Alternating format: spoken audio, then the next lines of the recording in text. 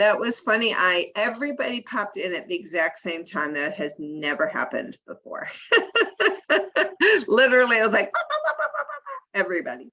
But I can see a lot of people are still sort of joining, and we'll give it a minute or two. Hello, friends. My phone on silent. Hi. So nice to see everybody. We are before you all arrived. We were discussing how we're sort of desperate to get back to having you inside the house and how we're going to make that happen. So stay tuned. It won't be our next Under the Buffalo, but it will be soon, I promise. So we'll give everyone a moment. We're just waiting for a couple people to pop on in. But we won't, I'm not a fan of, we're gonna start pretty promptly. Because we can't keep Julia waiting. That would be terrible.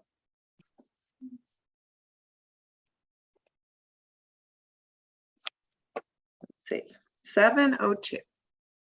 Give it about 30 more seconds.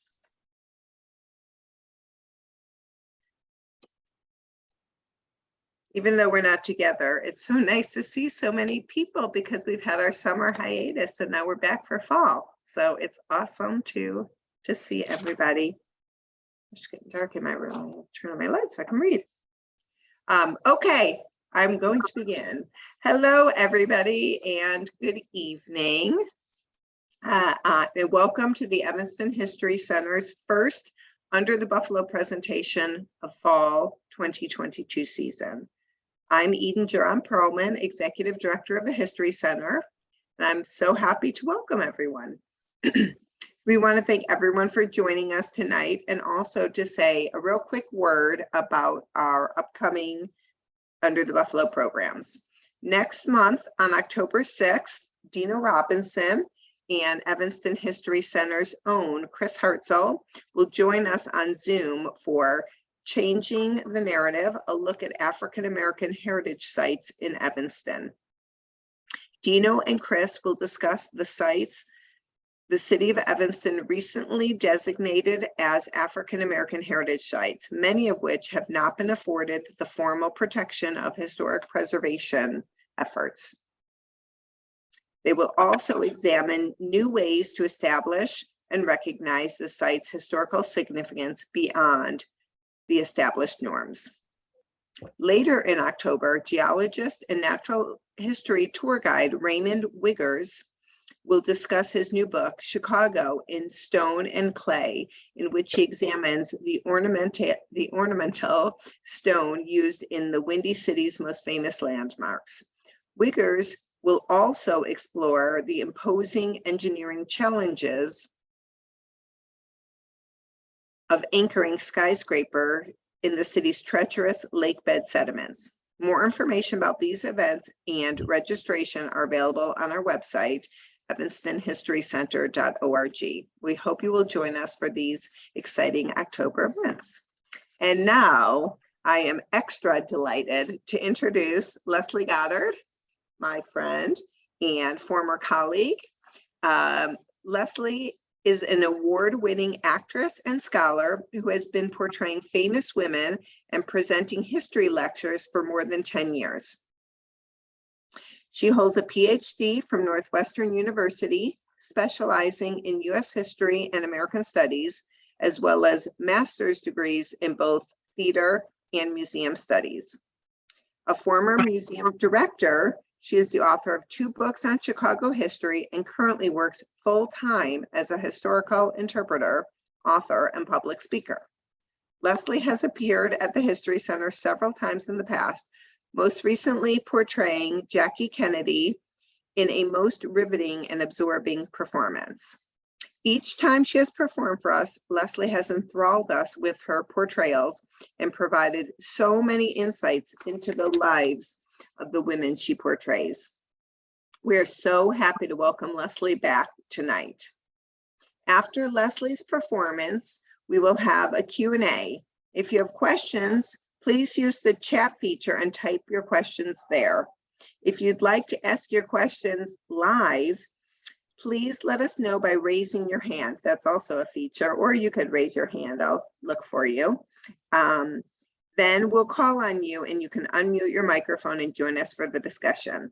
So now I turn it over to Leslie Goddard. Thanks so much, everyone. Bon appetit! Today on the French Chef, we are making a Queen of Sheba cake, or as the French call it, a Reine de Saba gâteau.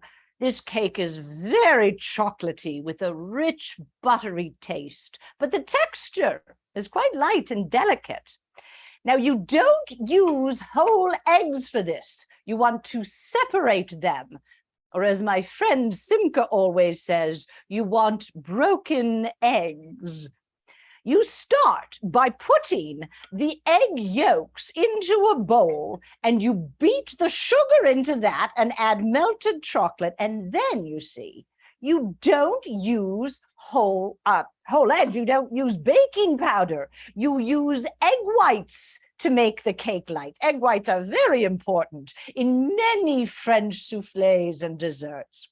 You start with a large, round-bottomed copper bowl. Don't we all love a nice, large, round-bottomed bowl? And when you beat the egg whites, you want them to rise up about 7 times the original size. You use a great big handheld whisk and you beat until they are absolutely smooth, very smooth and perfectly velvety. This is why a copper bowl works so well. The egg whites sort of cling to the copper, which lets them rise up more. Then you want to fold these egg whites into the batter. You pour the egg whites in, and then you take your spatula and you plunge it in right into the middle.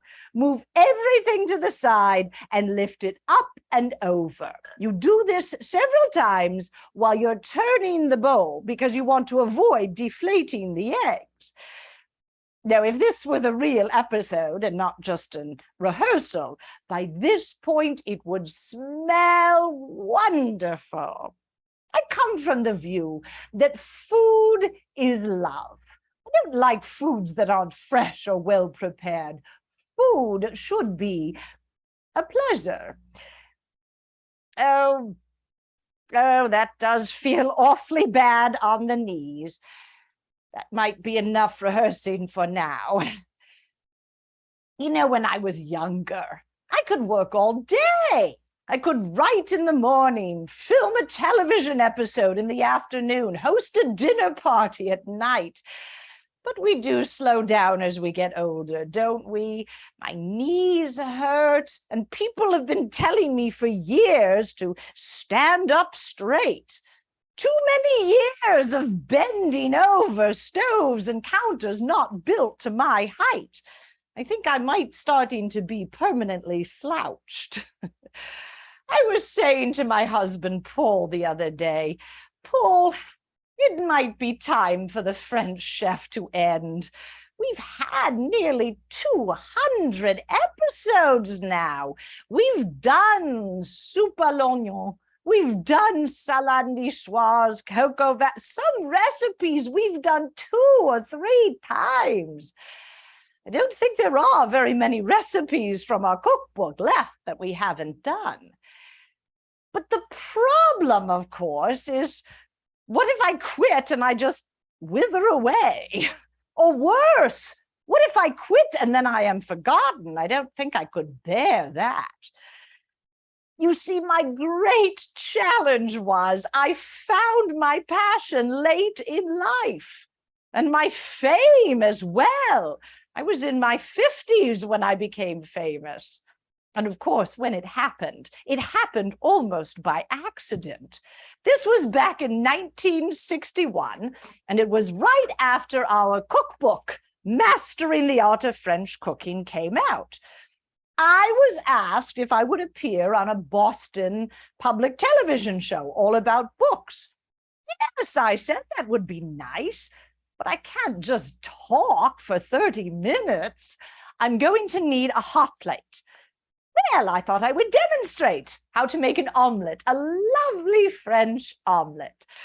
Oh, I can believe you've never had a demonstration before. I am still going to need a hot plate. So I turned up that day with a frying pan and a package of eggs and a spatula. No one had any idea what I was up to, but I set up this nice little station to make an omelette. Well, the cameramen, they were used to people sitting in chairs talking about books. Here I was, 6 feet 2 inches of me, towering over their counter.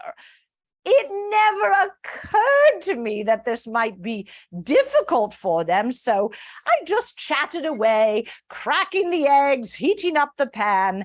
In go the eggs, and you should hear a nice sizzle as they hit the pan. They were frantic. Should they aim the cameras at my hands? Should they aim them at my face? What if I dropped an egg? Well, they needn't have worried. It's a very simple but really marvelous dish. An omelette shows you how French cooking really is just a wonderful way to treat food. All it is really is just good cooking. Do you remember what American eating was like in 1961? This is when Jell-O salads were popular with bits of marshmallow in them and TV dinners. Well, the next day, this station received about 24 telephone calls from people asking for more of that tall lady cooking. The television executives had never even thought about doing a cooking show, but they called me up to ask if I would be interested. 3 episodes just to begin. I'd love to, I said. It would be a wonderful way to sell the book. I won't charge much, $50 an episode and the cost of food. Perhaps we could even call it Mastering the Art of French Cooking. No, they said, no. It has to fit on one line in the TV guide. So we like the French chef. Oh, I don't know. I'm not a chef, and I'm not French. No matter, they said, it fits. And well, I did hope we would eventually have some real French chefs on the show. Of course, that never happened, but the name stuck. So we did 3 episodes. We did a French omelette, and then we did boeuf bourguignon, and then we did a lovely French onion soup with lots of onions and broth and cheese and some good wine. You know, I am a great believer in cooking with good wine. Sometimes I even put it in the food. So those first 3 episodes went well, so they ordered 13 more. Now, here's a great secret for you. The irony of this is that when I was growing up, I couldn't boil water. I never went in the kitchen, and there just never seemed to be any point to it to me. My mother rarely cooked. She only knew how to make 2 things: baking powder biscuits and Welsh rarebit. We always had a cook. And we ate lots of good, sensible New England food, which is really odd because I grew up about as far from New England as you could get. I grew up, you know, in Pasadena, which is where I was born back in 1912. What a lovely place to grow up. Lots of room to ride bicycles and horse around. And my brother and sister, the 3 of us, the McWilliams children, we needed room. You might think I'm tall. My brother, John, is 6 feet 4 inches. And my sister, Dorothy, 6 feet 5 inches. My mother used to tell people, I have 18 feet of children. My mother. I went to Smith College, you know, simply because that's where my mother went. I graduated in 1934 with a C average and vague dreams of writing the great American novel. But I really had no plans at all. I went back to California and spent about 5 years playing golf and hosting cocktail parties.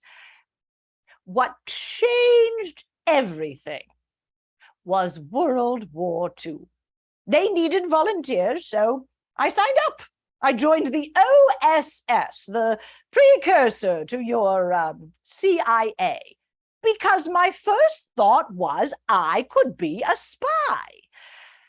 But of course, when you are 6 feet 2 inches tall and female, it's rather hard to simply blend in. I didn't have many other skills that I could offer, but I did know how to type, so they brought me on as a typist. And in 1944, they sent me to Ceylon, a fascinating place. And that is where I met Paul. Paul Child, 10 years older than me and terribly important. He was in charge of all the maps and diagrams used in Southeast Asia. Not at all handsome in those days. He had a long nose, but we shared a great love of adventure. So soon we were out exploring ancient temples, watching a caravan of elephants go by, and Paul loved good food. He opened me up to all sorts of new and exciting dishes. However, the government transferred him to China. But then I was transferred to China as well. I was thrilled. Paul and I both hated the army's boiled potatoes and canned tomatoes. So soon we were sneaking off to eat at the local Chinese restaurants. A revelation! The first cuisine I ever really fell in love with. Of course, the war ended, as wars always do, but the letters were flying back and forth between us. I've kept many of them. Dear Paul, I must tell you about this perfectly wonderful book that I just read. Dear Paul, I do love getting your letters. I've been haunting the mailbox. Dear Paul, what is it you have done to me? I feel the most delightful, immeasurable warmth when I read your letters. After that, well, it heats up quite a bit. It's a good thing the postman never read these. They might have burned his hands. We just realized we had to be together. That was all there was to that. So in 1947, we got married. On our wedding day, I was wearing a patch on my head and Paul was on a cane. Because the day before our wedding, we were driving down the street and a truck coming towards us spun out of control and hit our car. We were both rushed to the hospital. We were fine, but everyone told us to cancel the wedding. Cancel the wedding? Why? Who cares? So there we are. I have a giant bandage covering the stitches on my head, and Paul was hobbling along on a cane. We didn't mind a bit. Goodbye, Julia McWilliams, and hello, Julia Child. I just said to myself, I am going to be a housewife. I just dove into it with great enthusiasm and absolutely no idea what I was doing. I remember saying to Paul one night, "Oh, Paul, I did want to make a nice dinner for you, but this is the greatest comedy. I was going to make a chowder with this lovely piece of cod, Well, the recipe said to cook it and stir it. So I cooked it and stirred it, and I cooked it and stirred it and cooked it and stirred it until it just disintegrated. It just dissolved into mush. I have no idea what I'm doing. I had to take a series of basic lessons just to learn the initial fundamentals of cooking. Paul really didn't mind. And then one day he came home to say the government wanted to send him to France to head up a new program of exhibitions. Would I be interested in moving to Paris for a few years? Interested? I love it. Well, that would be the greatest adventure there is. And that is how we found ourselves in Paris in 1948. We took a ship over and landed, of course, on the coast. We waited for our big powder blue Buick to be unloaded from the ship, and then we squeezed our luggage in, and then squeezed ourselves in, and we took off on the drive for Paris. We arrived at lunchtime in the city of Rouen. Paul's prized Michelin guidebook recommended the restaurant La Couronne. I remember thinking, oh dear, I do hope I'm dressed appropriately. French restaurants and all. Well, I needn't have worried. The maitre d'hotel greeted Paul so warmly. For a minute, I thought they might be dear old friends.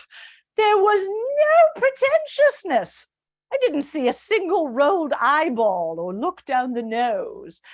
On the contrary, they seemed delighted that we were there. They led us to a lovely table in a big room with a fireplace going. There were several businessmen sitting at the table next to us. Paul, what are they talking about? He told me that the waiter was telling them all about the chicken, how it is prepared and what wines he recommends with it. Wine? With lunch? At this point, I drank very little wine, and certainly never in the middle of the day. Ah, Paul said, but here in France, food is a fine art. Eating is a religion. Wine always accompanies dinner and often lunch as well. Well, then, we shall just have to do the same. I did not speak a word of French, so Paul ordered for both of us. First, oysters, smooth, briny, nothing like the oysters I was used to at home. And then the main course, a sole meunière. As the waiter placed the fish in front of us, this large flat fish, it's cooked in a pan with lots of brown butter and just a sprinkling of lemon juice and parsley. He placed it down and then stepped back and he said, Bon appetit. Do you know this phrase, bon appetit? It means, I hope you have a hearty appetite and enjoy the meal. I closed my eyes and I breathed in that fragrance. And then I lifted a forkful up. This fish was light and delicate with the perfect balance of butter and the ocean. It was the most perfect bite of food I had ever eaten. That entire meal was, well, there's no other word to describe it but perfection. I floated out of there in a haze, only pausing to tell the delighted waiter, Merci, monsieur. I spent days ordering sole meunière everywhere I went. And then I started trying all sorts of new and exciting dishes. I loved everything about Paris. Once I had some language, I would spend days only permitting myself to speak in French, riding the bus, taking the car in for repairs, wandering the street markets and talking to all the vendors. Bonjour!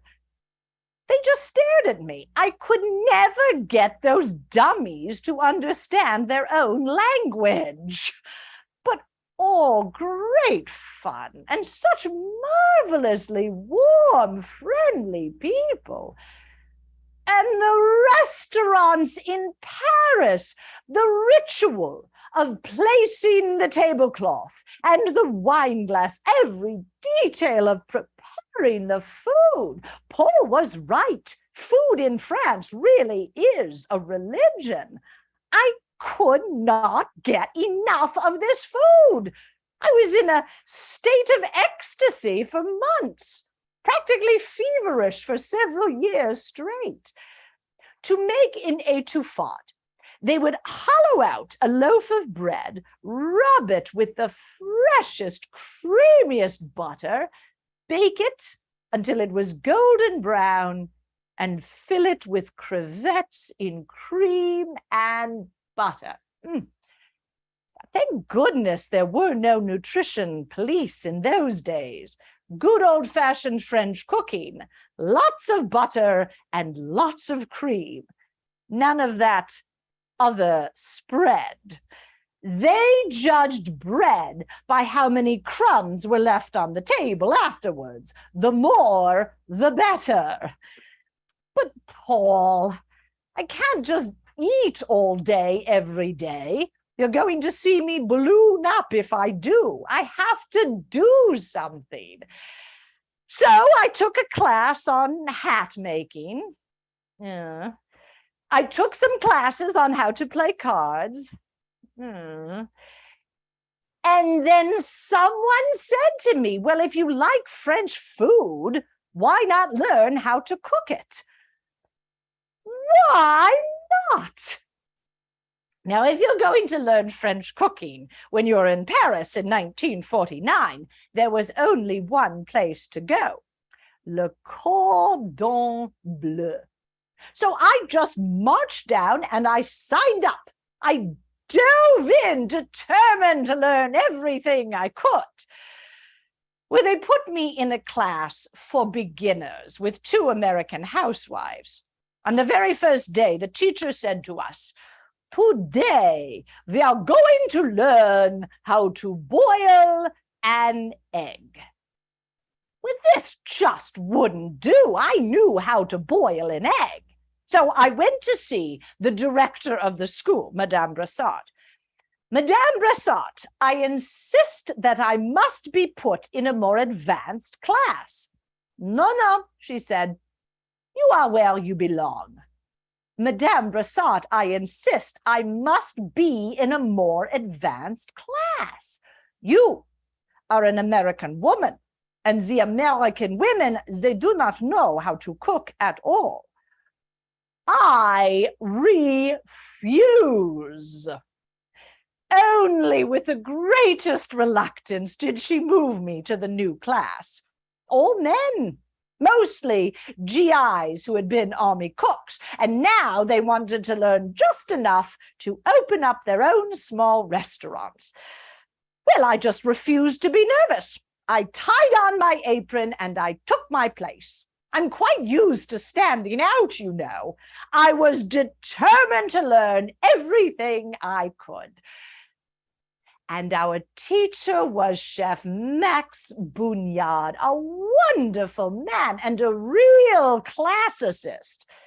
He'd been cooking in French restaurants for 60 years. I couldn't have asked for a better instructor.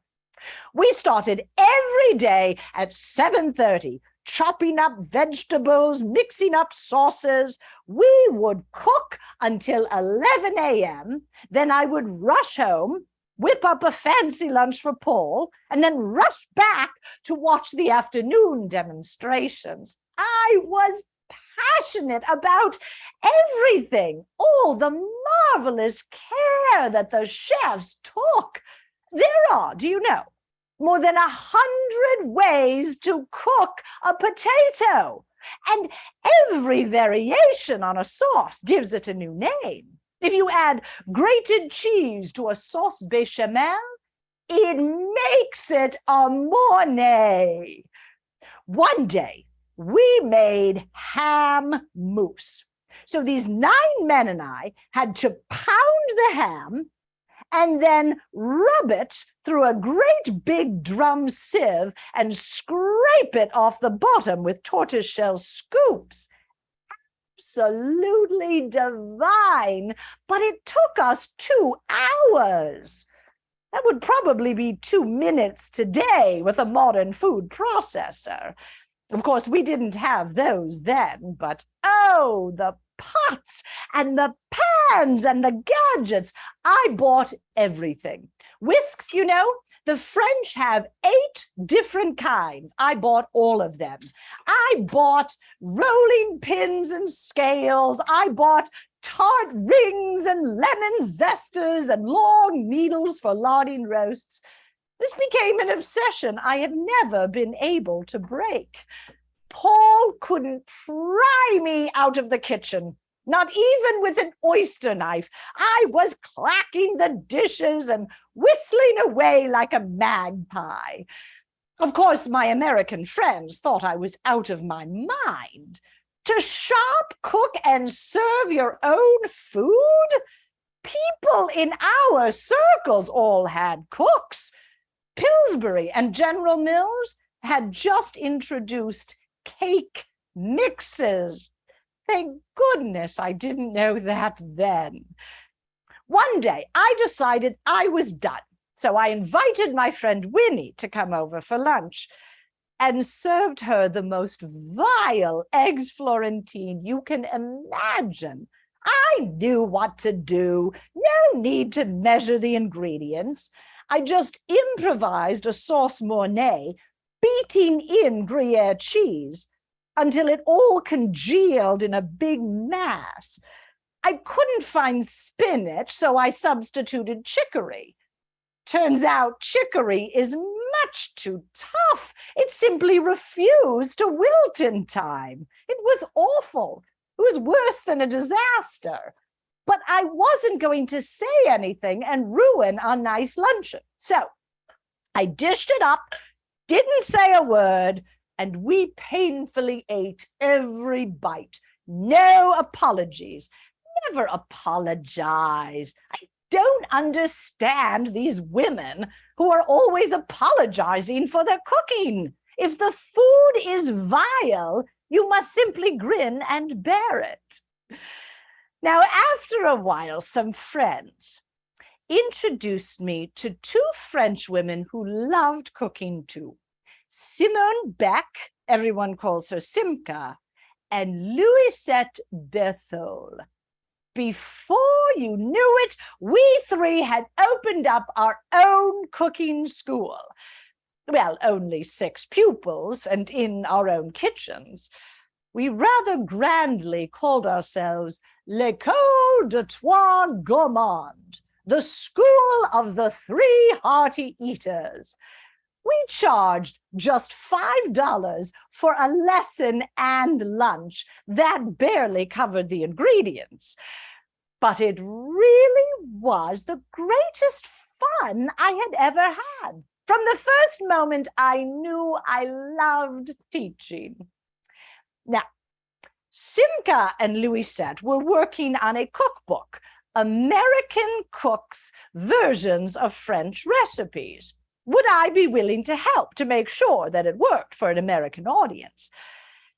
If I had known this would consume the next 10 years of my life, I don't know if I would have agreed. So much to learn and to test. But Louisette had a romantic approach to cooking. She had a family. Louisette never took the book seriously. But Simca?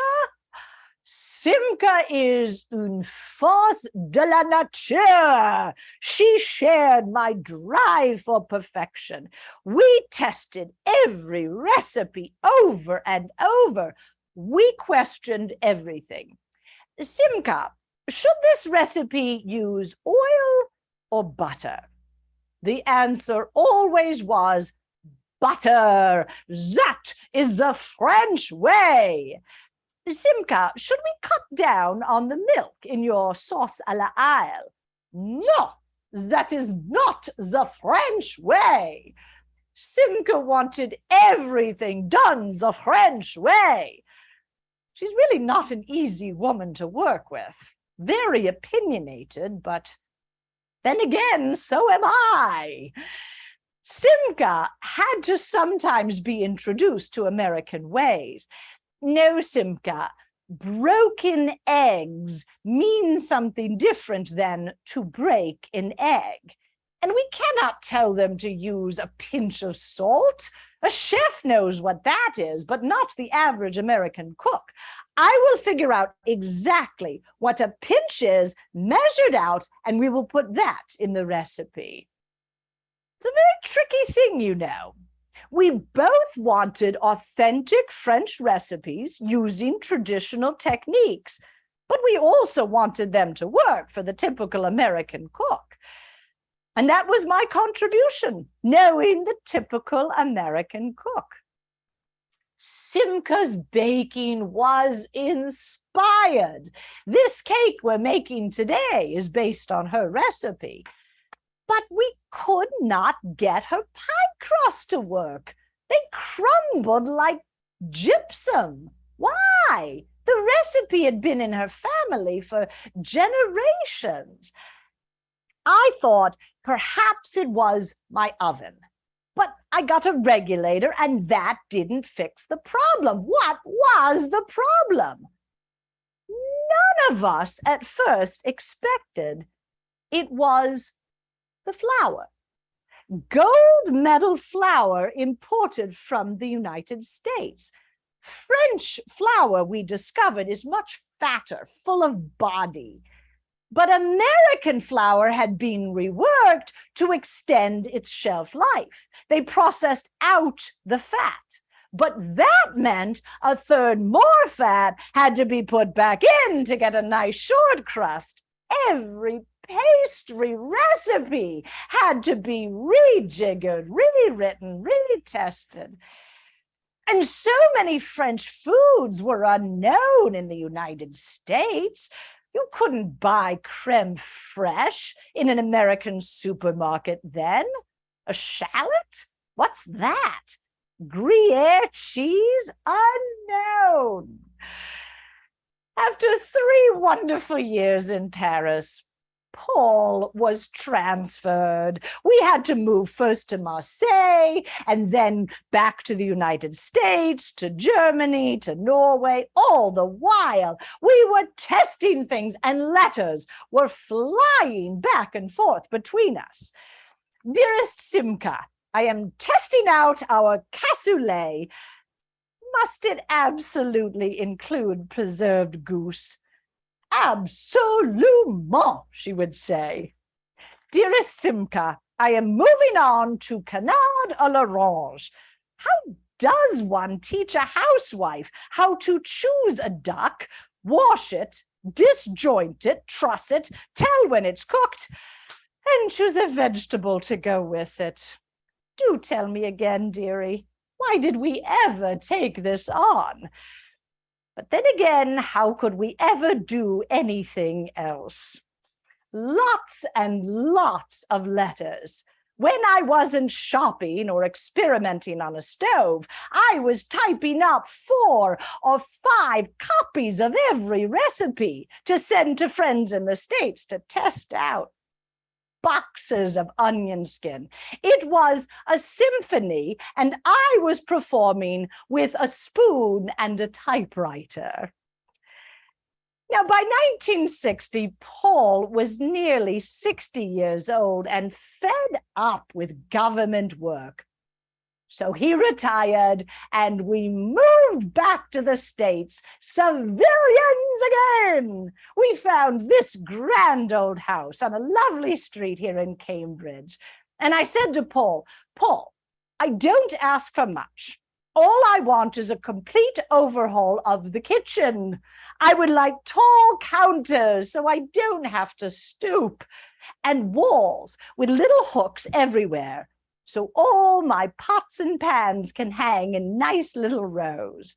We brought in my big professional oven, and I finally had room to chop and knead and mix and whip things. It was such fun to be back. I could never get over the grand fun of shopping in those big American serve-yourself supermarkets. You pick out a wire pushcart, and then you just trundle about, picking up and examining anything you like. So lovely to choose every mushroom and asparagus spear yourself. But of course, there was no time to relax. I had about 15 pounds of galleys to go through, and that was a full-time job. Most of the proofreading was left to me, and it was awful. I discovered I had written things like, "And now add 1/2 cup vanilla extract," when I meant, of course, add 1/4 teaspoon vanilla extract. Quel horror! As we were moving to the final deadline, Simca wrote to me about a cake recipe. "Ce gâteau, ce n'est pas français. It cannot be in the book," she said. Fortunately, I had kept very careful records. I had all of our letters, so I wrote to her, "Simca, you sent me this recipe on June 3rd, 1959. We discussed all the recipes on October 9th, 1960. I wrote you to confirm the recipes on February 20th, 1961. What you see is what you provided, you discussed, and you confirmed." We had the same back and forth with at least 6 recipes.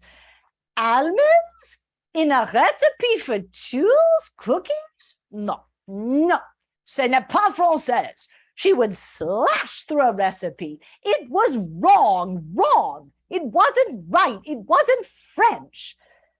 That old goat.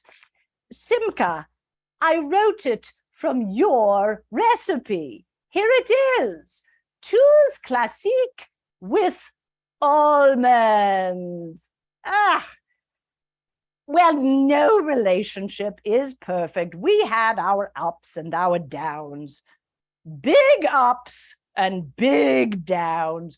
But on the whole, it's been good and productive, and I am glad we found each other. If it hadn't been for Simca, I never would have located most of the recipes. Finally, after 7 years of work, the manuscript was done. So I brought this 850-page brick down to our publishers at Houghton Mifflin. The executives there took one look at it and refused. They weren't planning to publish an encyclopedia. They said to me, "No American housewife will cook like that. They want quick, easy things made from a mix." They had a cookbook out at the time by this Texas woman, Helen Corbett. I think she put marshmallows in everything. That is what they were pushing. I had to write to Simca. "Simca, it is quite possible that we have just written an unpublishable book.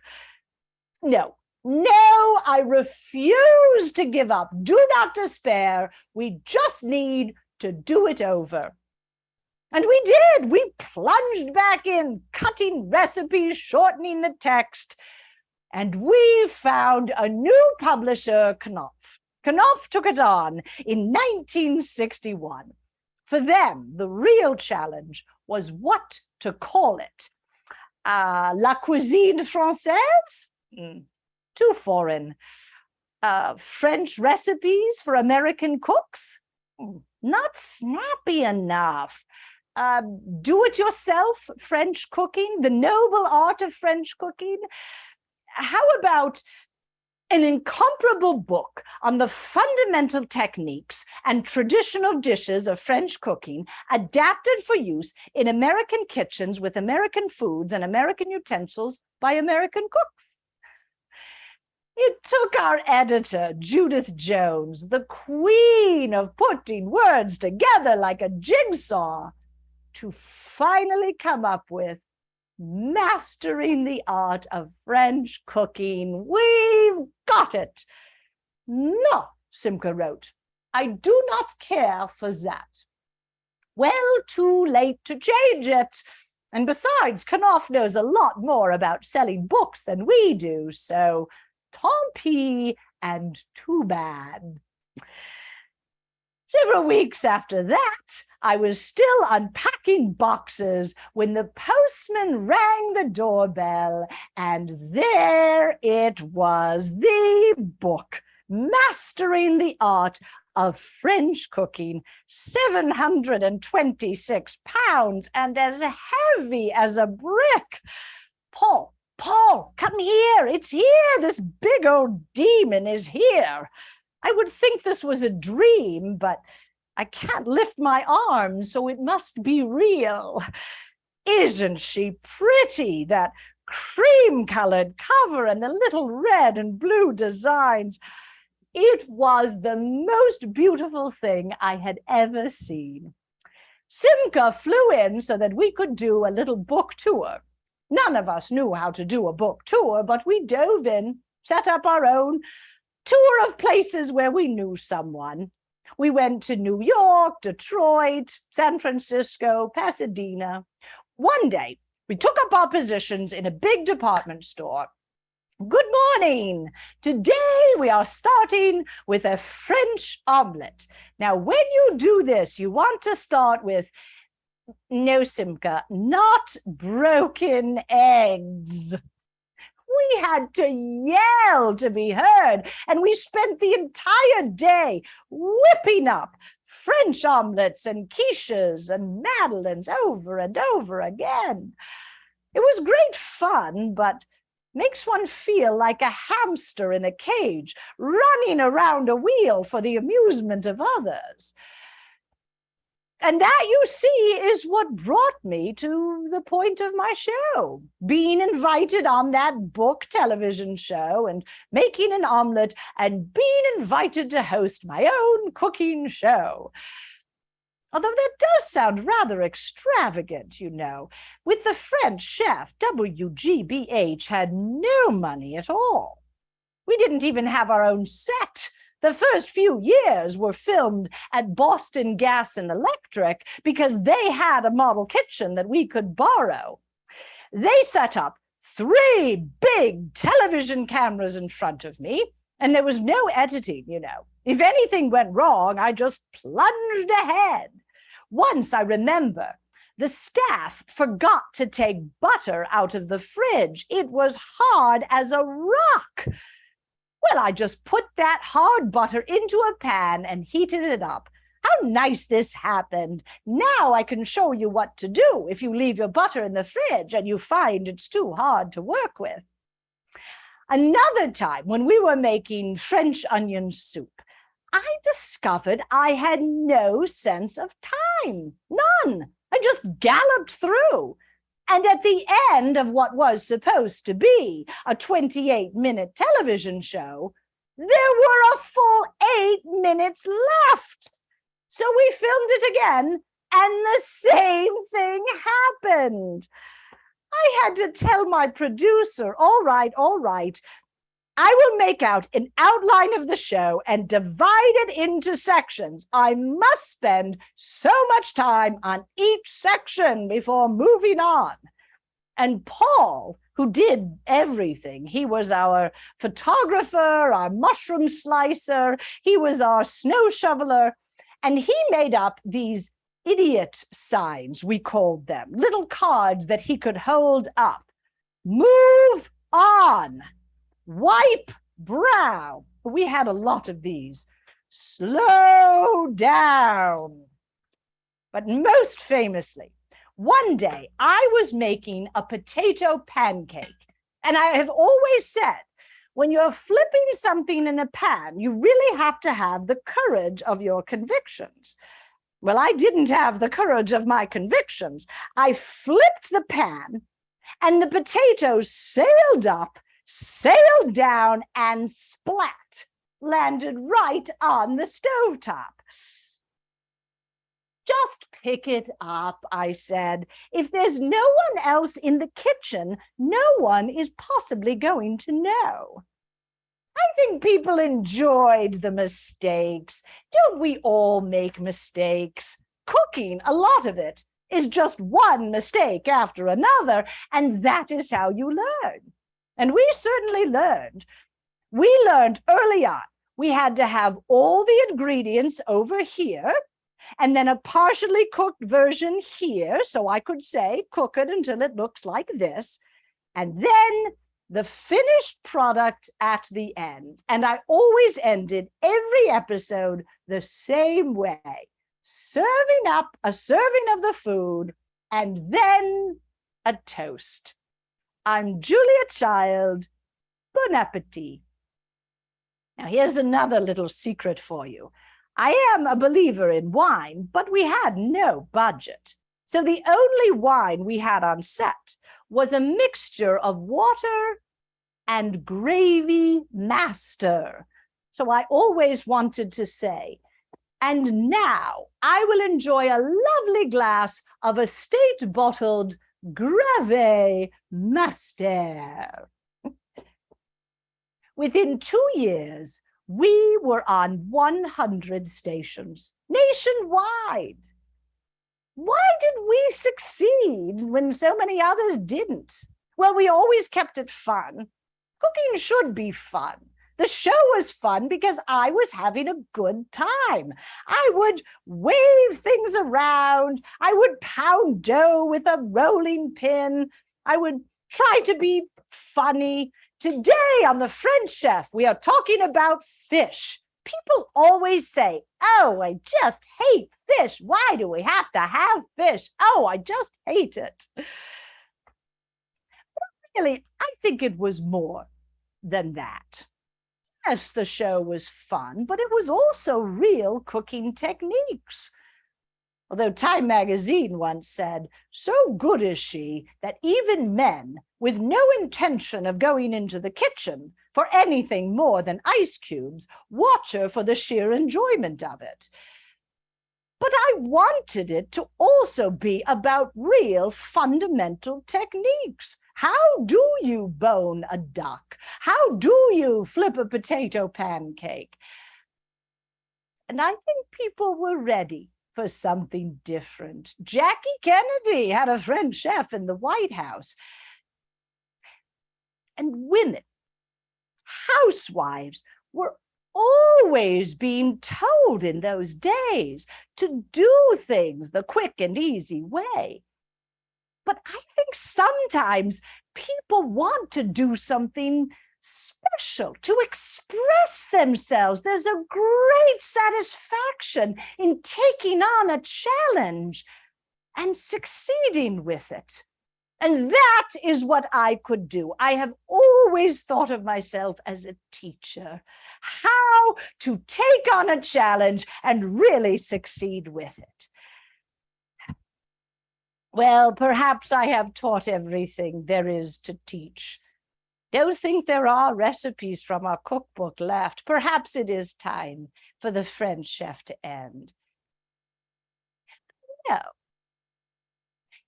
really, mastering the art of French cooking, it's about a lot more than just cooking those recipes.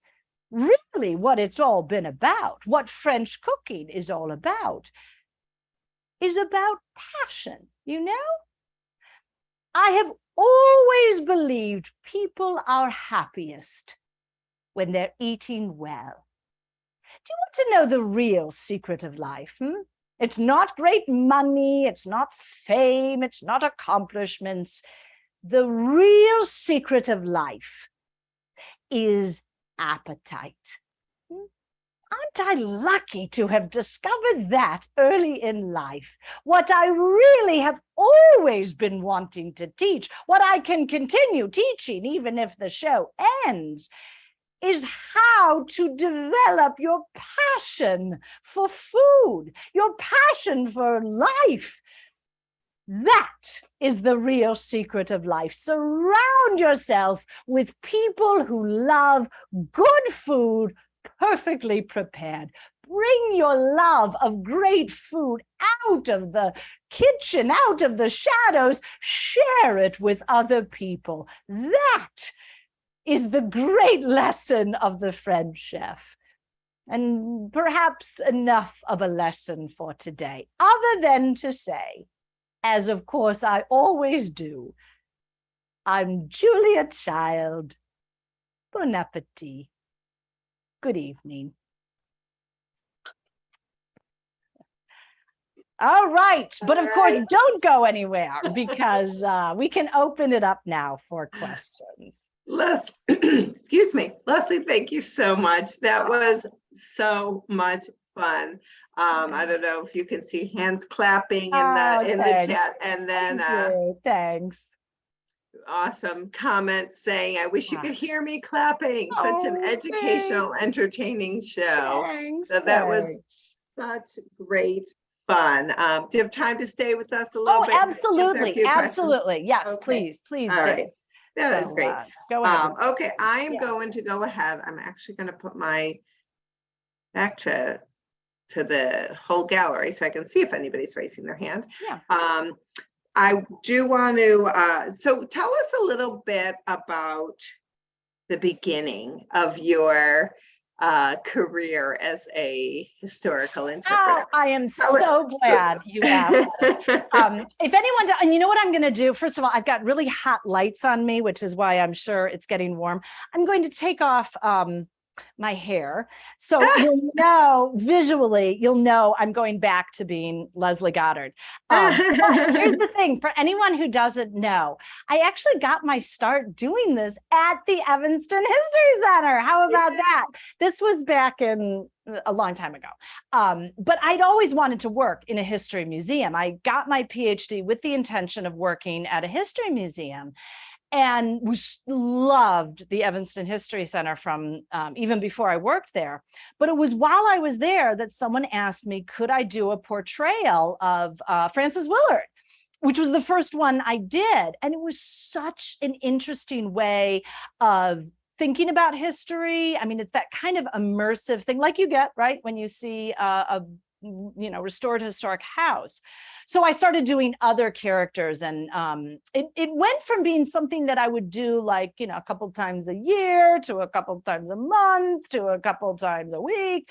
And about 2013 is when I was busy enough that I made the leap to do this kind of thing full time. So it's what I do full time now, but Julia Child is brand new. Like, within the last 2 months, this program debuted. So and I've been wanting to do her for a long time because I've always been a great fan of hers.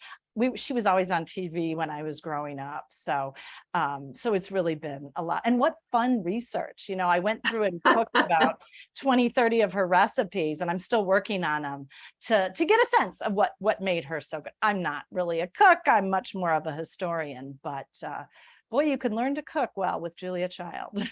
Yeah. Well, Leslie, I knew you had something going. I don't know if you remember one of the first times you did somebody other than Frances. We had a tea at the History Center. Do you remember? And one of our dear friends didn't recognize you and introduced himself to you. I do. It was Frank, right? Yeah, Frank Foster. Absolutely. And that was kind of when I knew. I was like, I think Leslie's onto something here. So talking about can you follow up a teeny bit on the question I asked you, and maybe talk a little bit about the process? Like, how does that go? What's the education? How do you immerse yourself? How do you decide? I know that's about 14. I know. It's such a challenge. About the process. Actually, Julia Child is a really good example, though, of how I choose a character. I always try to do a character who I have a great interest in. If someone's going to be, living inside me for hopefully years, it has to be someone that I find fascinating. And Julia Child was a huge part of my life. My grandmother was a great cook and really learned so much from Julia Child. But it also happens that it has to be something that an audience is going to find interesting and compelling. I've had to drop a few characters who are just not very well known, because if someone's not resonating with an audience, it's usually not going to last long. Julia Child has never lost her popularity, but I knew there was that new documentary film that came out on HBO Max has it. And I think Netflix, anyway, in 2021. And then the new TV series, if anyone's seen that, on HBO Max, which I will say, I love it. It's great fun. It is not hugely accurate, but it captures her sort of zest for life. So I knew it was sort of in the zeitgeist. So that was my first thing. And then I go and I read as many biographies of this person. I read as many adult books, children's books, books about what's going on in food at the time, just kind of try to immerse myself. And then I write a script as much as I can using original, that person's words. So a lot of this program was based on Julia Child's book, My Life in France, that she wrote with her great nephew. And in this case, a lot of it was cooking the recipes, because you really get a sense of her technique and how she was brilliant at writing recipes that are easy to follow, and she anticipates the questions you're going to have along the way. So it was a lot of fun. And then the last thing is always the putting together the costume and things. I actually found this is an actual replica of the badge that she wore. I never knew what this was, but it's a badge that Paul Child designed for their School of the Three Gourmands, and she wore it for the French chef. So. It is so cool. So the process you described, which is fascinating, about how long on average? My guess is that every woman is a little different. Yeah. So, but for Julia, what do you think? It was, let's see, I think I made the decision to do this character in, I think it was June of 2021. So it was almost exactly a year, which is usually pretty typical.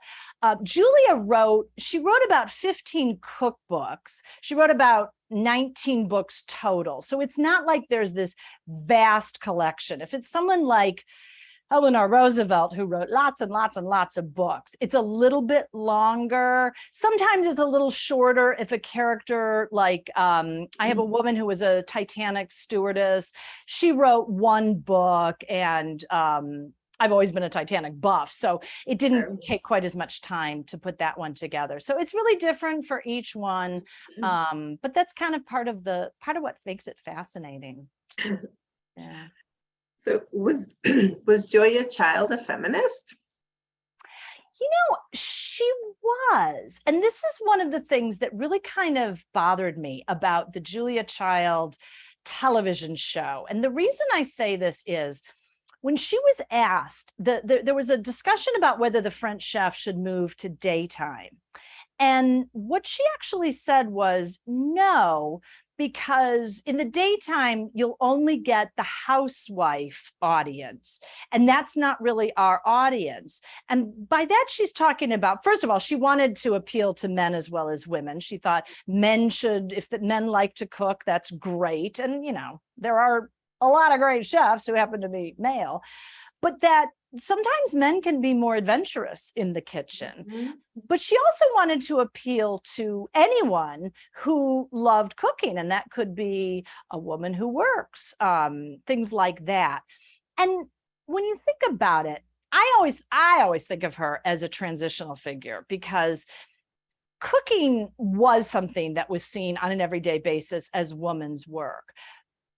But at the same time, to be hosting your own television show, to be on television, to be promoting a kind of cooking that is all about classical techniques, that was really groundbreaking. And it's kind of opening up this idea that cooking can be a lot more than just, putting dinner on the table for your family every night. I don't think everyone thinks of her as a feminist, but she was. And here, let me give you one good example. She was an enormous supporter of Planned Parenthood, which is interesting. She and Paul seem to have been unable to conceive. They had no children. But when she was asked about it, she talked about how it was very difficult for her mother. Her mother actually died young. Julia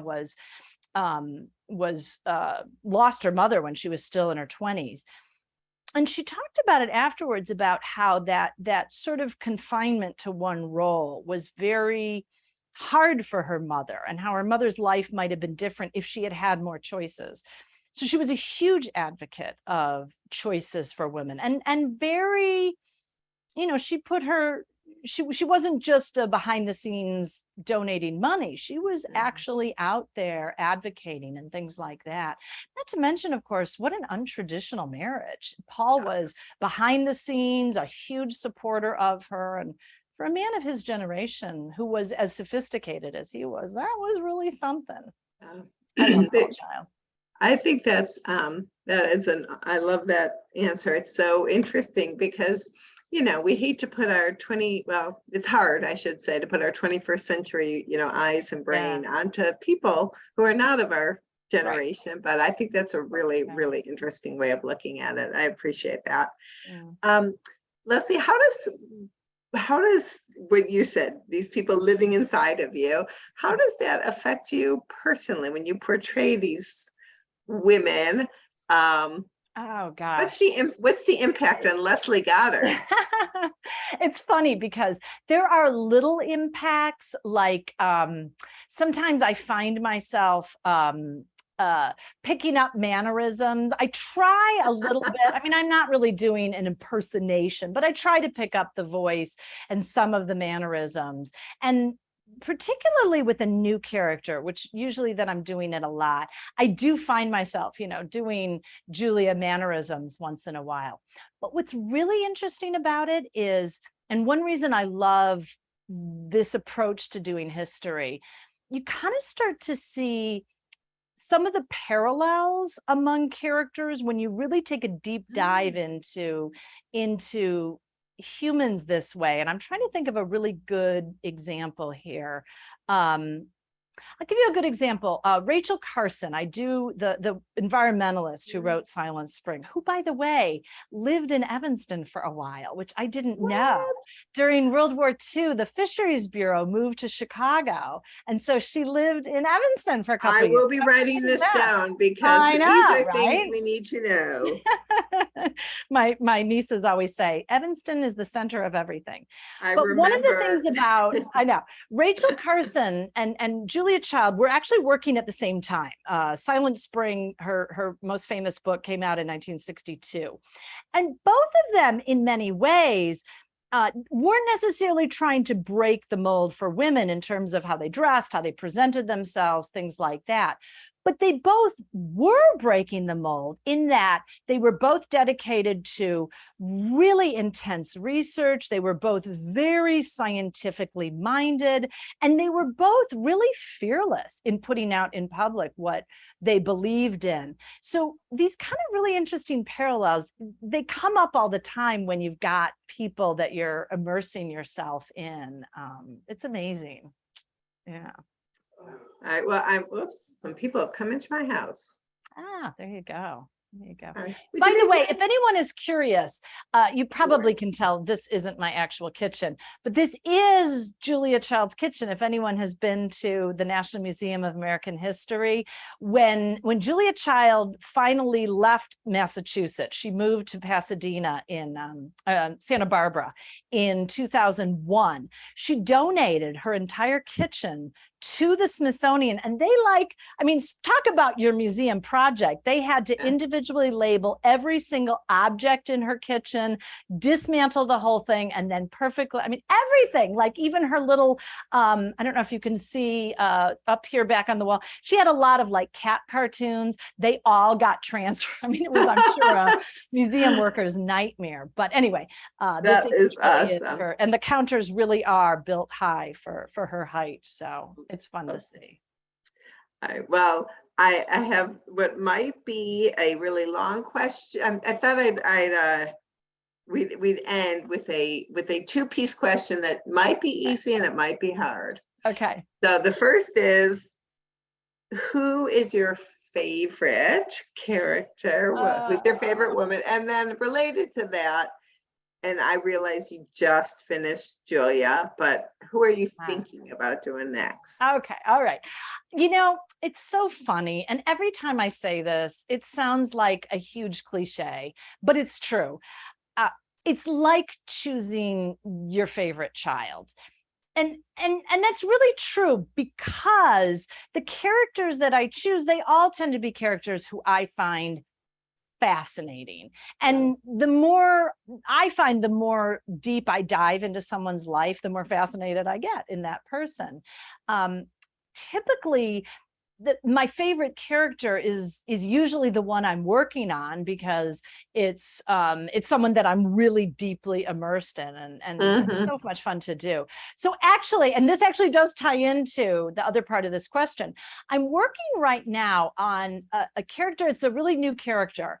There've been a lot of books coming out recently about stewardesses from the golden age. There's a great book called Come Fly the World that just came out, and a book about the Great Stewardess Rebellion, about these stewardesses from the 50s, 60s, and 70s.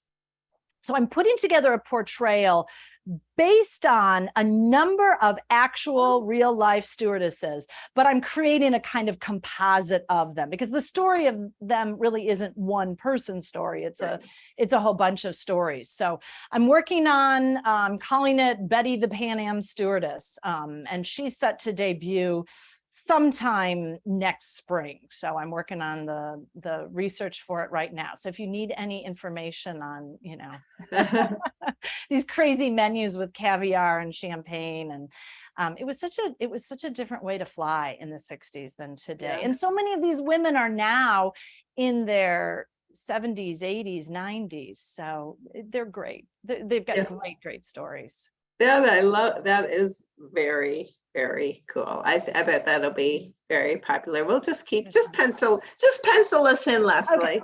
Okay. Well, you have been so generous with us answering all our questions and spending time and I'm sure that everyone can tell, it's great fun for me, to be with Leslie, my friend and colleague. So and me too. It is an extra special treat. No. So, well, thank you, Leslie. Thank you all. I'll look forward to seeing everybody soon under Buffalo on October 6th, or visit us. Even though we're not having big gatherings, we certainly are at the History Center, and always glad to welcome you. So thanks, everybody. Have a great night. Thanks, everyone. Bye-bye.